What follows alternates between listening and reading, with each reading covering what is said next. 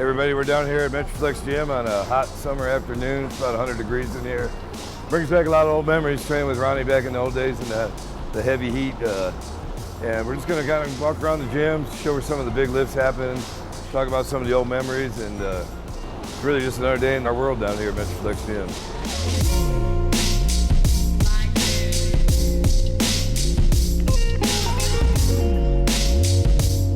First opened in September of 1986. It'll be 30 years this September coming up. This gym really brought the best out of me on stage and in my training. And you know, there's no other gym like it.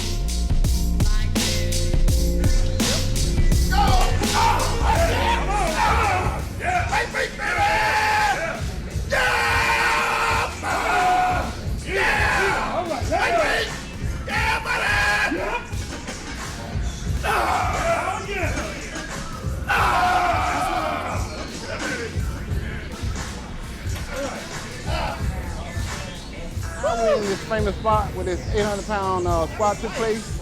I'll never forget that day because that was the day that I never thought I'd be able to see.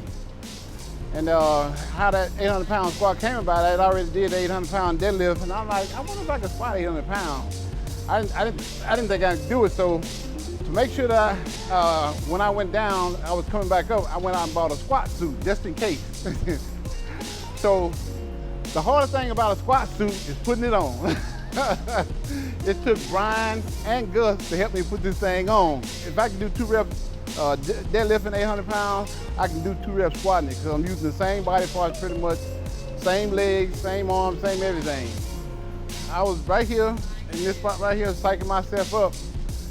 And Gus was loading the weight, and y'all saw him say 800 solid ass pounds. And that's exactly what it was, 800 solid ass pounds. I did them 2 reps. I remember the first one, and I'm like, okay, I ain't going down all that low. But it was so light, I was like, the second one, I'm gonna bury it. And the second one, I went all the way down. But if I wouldn't have set my mind at 2, I could have got 5 at least. When I finished this 800-pound squat, I went over there and did the 2,300-pound leg press. So I still had a lot of strength left in me after I did that 800-pound squat. Of course, back then, you know, I worked my way up to 600 and did a whole bunch of reps. You know, and I did like 15 reps and that was about it. You know, back then, it was all about the repetition and getting ready for the show. So I would rarely do like real heavy, like 2 rep sets. You know, I only did that when the camera was here. You know, doing those high reps, that was incredible. You know, I mean, I think one time he did 600 on the bent over row for like 10 reps. Perfect form. I mean, you know, he would go to literally supernatural levels every day, you know. And, you know, Ronnie was a very focused individual. I mean, he made noise and such, of course, when he trained, you know, yelling out, yeah, buddy, nothing but a peanut, lightweight baby, all those phrases that have become famous. Those were like his battle cries. Yeah, gotta get good. Yeah, buddy, lightweight baby. Nothing but a peanut. When he get to holler, yeah, buddy, that weight on his back, he'll get like 2 more. I'll be saying, damn. I was just bored in the gym one day and trying to think of something to fire me up. And that was the first thing that came to mind.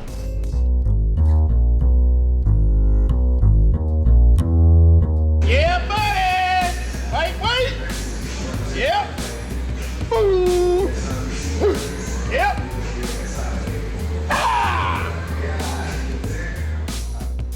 We're down here at the heavy end of the dumbbell rack. This is where a lot of damage takes place. Years ago, you know, Ronnie got so strong, you know, he would always split up his workouts. One day it was barbell on chest, the next day it was dumbbells on chest. Always did it twice a week. But we got to the point where we didn't have dumbbells heavy enough. He was doing sets of 20 and 25 reps with everything. So I started buying these bigger and bigger dumbbells. When we first got the 200s, he was able to manhandle them fairly easy. Really, you know, just lifting a dumbbell up like that off the ground, much less pressing, it's kind of a feat of strength. I mean, you got to have tremendous grip power just to pick them up. Watch this.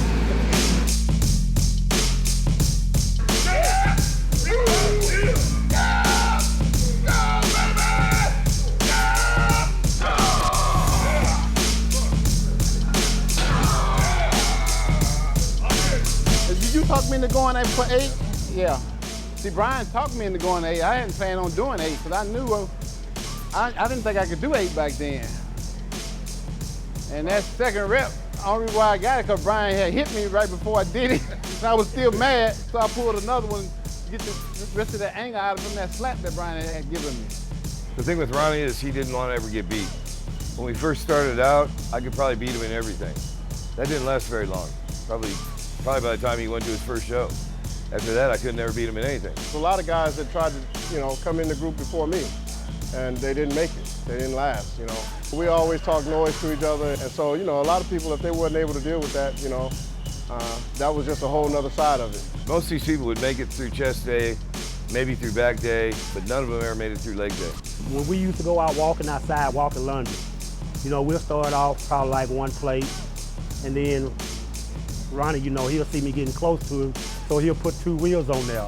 No, I couldn't do no 2 plates walking lunges, so he'll do it, and then we'll drop the plate, and I said, man, do I have to do that?